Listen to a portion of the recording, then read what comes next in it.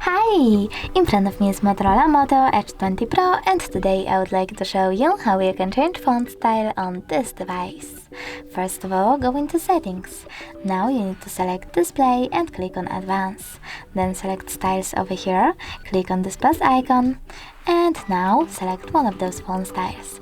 I will go with that one. Now select Next in this step and all of the others.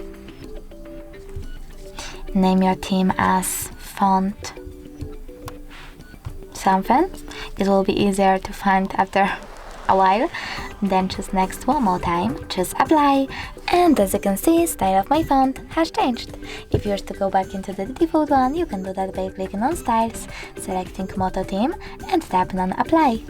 Thanks so much for watching. If you enjoyed this video, smash that like button, comment, and definitely subscribe. Bye!